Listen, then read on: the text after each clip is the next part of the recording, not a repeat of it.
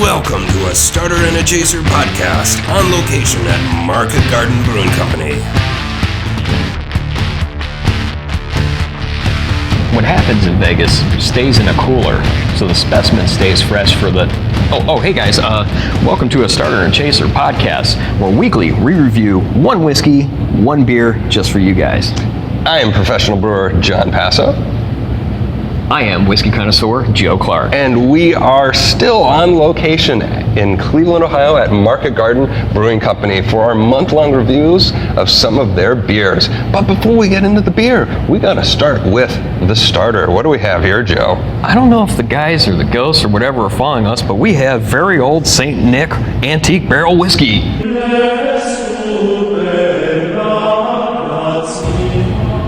They are here. They are here. Good. They followed us. Perfect. They did. Now, what do we have for the chaser? For the chaser, we have Market Garden Brewing Company, of course, their bourbon barrel-aged Enforcer Imperial Stout. Nice.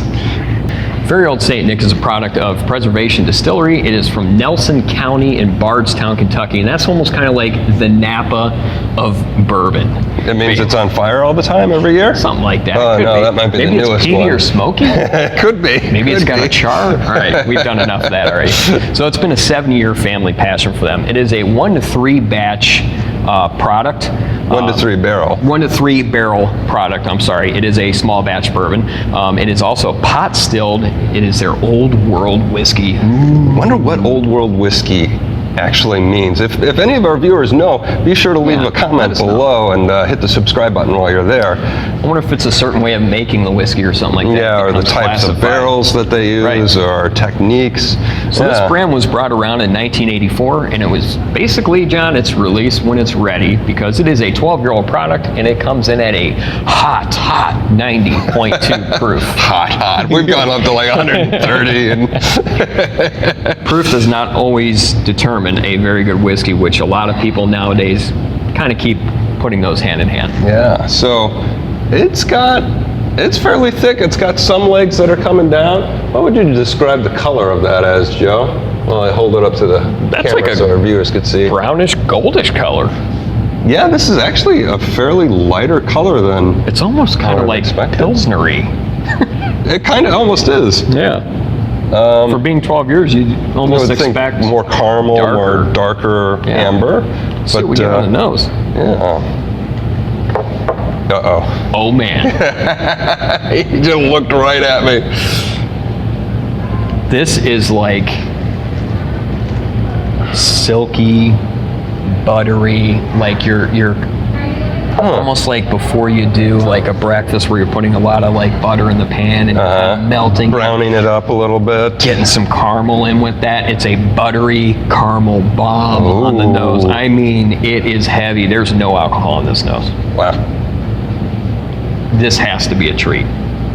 Brown sugar, caramely, buttery, just like buttered caramels and brown sugars is what I get. It's really simple on the nose, but very powerful. Very powerful. Nice. Slancha, let's do this, man.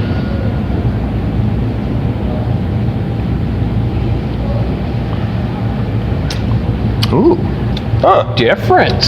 Very, very unique profile right off the bat. Whoa. Some of that heat creeps in. It does. It tastes hotter than it is. Sure. What are you getting on that? I got to go back for a second one. A lot of times we always do 2 sips before we really delve into it because we're getting our palate acclimated. Yes.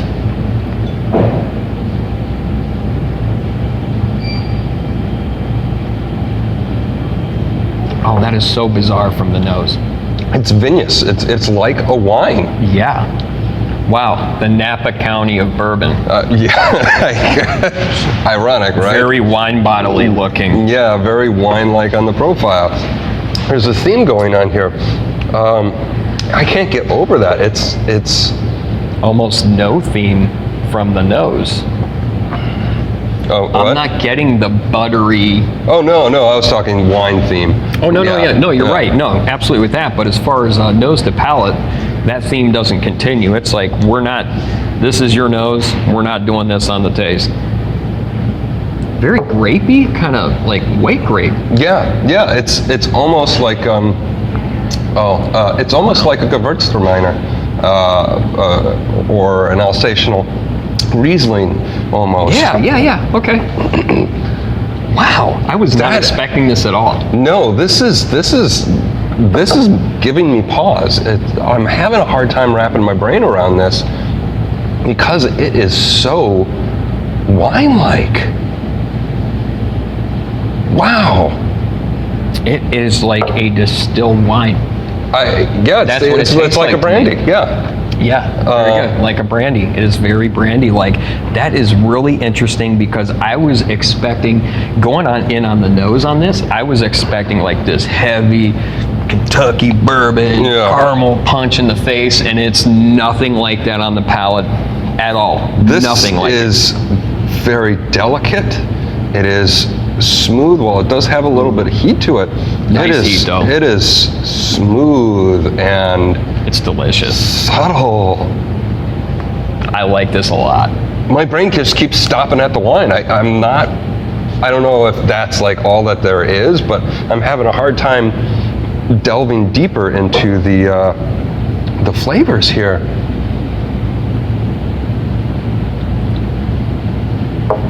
I'm doing a little barrel characteristic now. It's starting to come out. It's just the wood though. I don't get. Now I'm getting caramel. There's the caramel. Found the caramel. It's very splintery, actually. When you really, so the next time you take, I don't have much left here, but the next time you take a sip, don't swallow all of it. Just use the rest and coat your mouth with it. Gargle. It almost gets that splintery, chewing on the barrel note to it. Not as heavy as some of the stuff we've done in the past, but it's there. The barrel is there now. I wouldn't quite go as far as splintery, but it is definitely, there is a lot of tannins there when I do hold it in my mouth like Joe suggested. Kicked up the saliva though, holding it there. Yeah, the barrel is starting to dominate the profile a little bit. Man, this, I don't know if it's just opening up in the glass or my palate is getting used to it, but I'm starting to pick out more stuff. I'm getting the caramel, I'm getting the barrel. Heat, man. It's got some heat. It does have some heat. Only 90.2 proof though.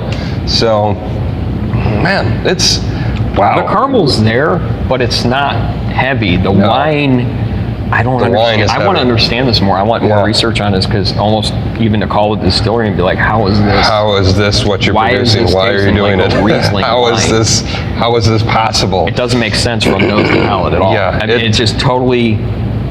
It's a mind-blowing product. It just completely twists your brain on it from nose to palate. It's incredibly different. I've never had something trick me that much. Okay.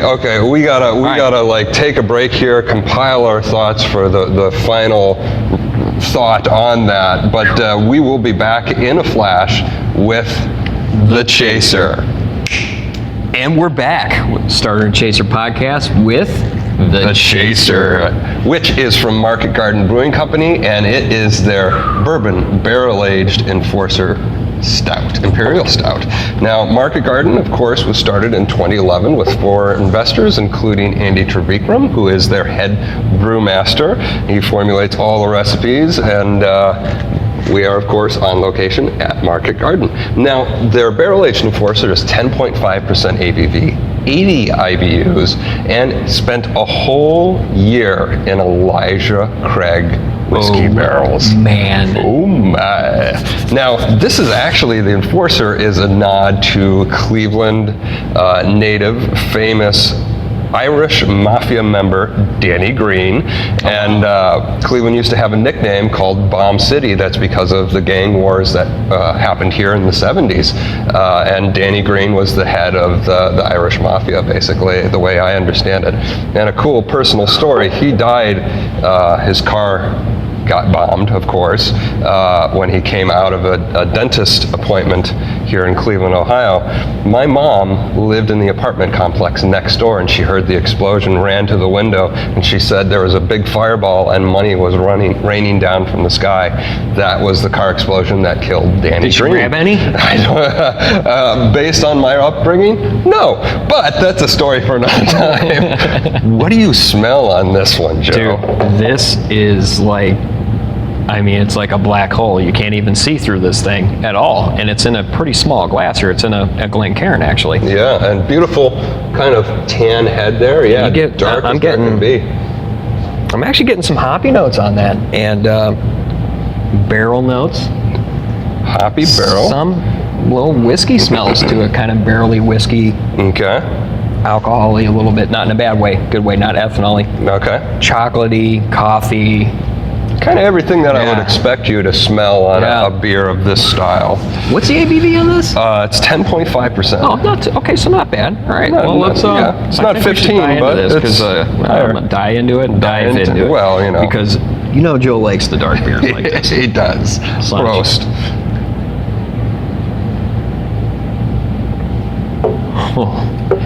That is a delicious imperial stout.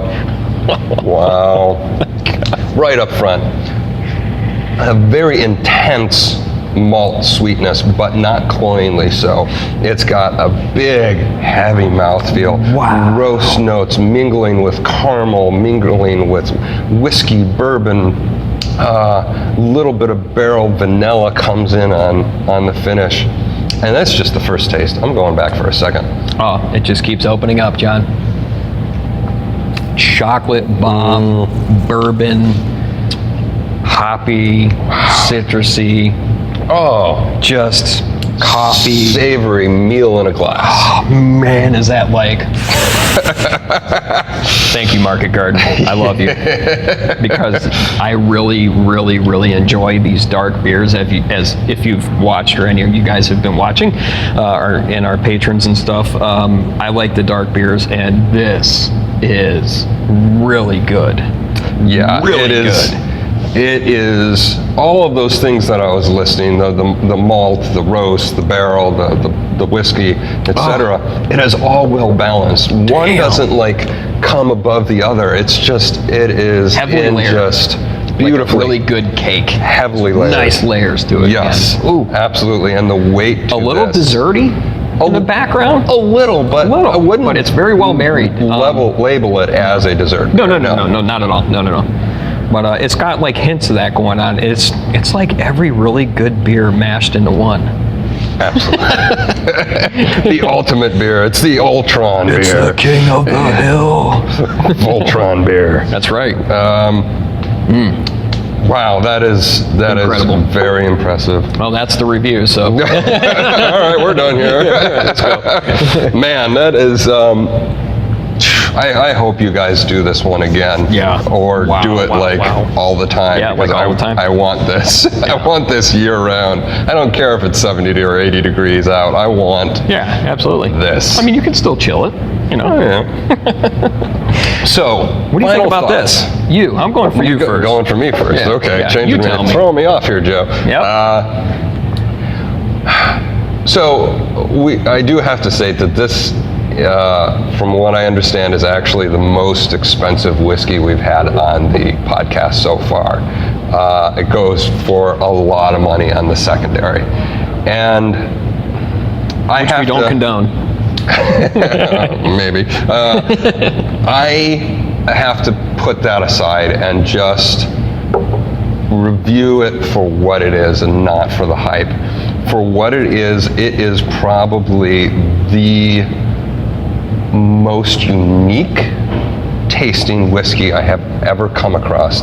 That Vinous quality, that Riesling-esque, the Gewürztraminer-esque note of it has completely shifted my paradigm for what to expect out of a whiskey. Now I'm just like, I'm lost. Can whiskey really be just anything? Does it kind of blow your mind like Nirvana? It does, but it doesn't smell like teen spirit, so that's good. And I think for what it is, I think it is a very unique whiskey. I feel like we really need to give it more time to open up to see what it does, because I feel like we just hit the tip of the iceberg on it. Yeah. Okay. But if that tip of the iceberg is actually the whole iceberg and it doesn't really change with a lot of oxygen or time out of the bottle, then I think it's very unique. And it is, would I search after it? No, absolutely not. But if it was $60 a bottle, $50 a bottle, yeah, I'd pick it up because of that unique factor. But if that was just the tip of the iceberg, like I think it is, man, it's got a lot of things going on. And that was very long-winded. I'm sorry, Yeah, Joe. no, it's okay. I can agree with some of that. I think it's become easier for me to set the hype aside. I think as just what it is, a whiskey, I think it's awesome. I like things that push my palate into different directions because that's how you grow with whiskey and beer in general. And that is something that just put itself on a whole nother level from nose to palate. And I think it's an excellent whiskey. If you can get it at retail, go for it. Why not? I would. Yeah, I'm okay with it, John. Right. It's definitely, I like those whiskeys that play with your mind and your palate like that, kind of twist things up and surprise you like, wait a minute, that's not what I was smelling, you know? Yeah. So I'm good with it. All right, Get it, there we guys. go. Final thoughts on the whiskey. And by the way, if you want to grow whiskey and your palate and want to help us grow our podcast, be sure to support us on Patreon at patreon.com/starter and a chaser. Also hit the subscribe button and you can listen to us on all of the podcasting networks. Now for the chaser, Joe, what are your final thoughts on the Market chaser? Garden Brewery. As he takes another sip. I don't think I really have to say much more about this one because I already gave my review and it is fantastic. It is one of the best stouts I've had, and I'm really trying to push. It's not because I'm on location. These guys really push your palate, especially on these stouts. This is where I shine with beer. I love this kind of stuff, and I understand I can't drink this all the time in the summer because it's just not too a hot. good thing to do. It's too hot. It's like drinking milk in the summer. But I agree with him. I'll drink this anytime. It's so good. Yeah. It's that good. Yeah, 70,000 thumbs up on this one. For me, man, this is actually one of the best bourbon barrel-aged beers I've had in a very long time. Andy and the team at Market Garden, man, you guys are just killing it. This is, wait, hold on. Oh God, it's a meal in the glass. Yeah. Wise German philosopher once said, "Das Bier trinken ist guten Essen," which translates to "beer is good eating," and this is a damn fine meal. It's a nice thick beer, man. I love it. And that is this week's episode of a Starter and a Chaser podcast. Be sure to join us next week for our final on-location episode at Market Garden Brewing Company. It's been fantastic. You guys have been awesome, very accommodating. I'll be definitely visiting you guys and buying your products from now on. So thank you. Now, about this cooler, do you pack it full of ice, dry ice? Does dry ice? Usually dry ice. You want to keep it, as fresh as possible, as cold as possible, and get to your local banker. You know what I always say is, what happens in Vegas stays in Vegas unless it's like syphilis. That just follows you everywhere. Yeah, there's pills and shots for that, though. That's true.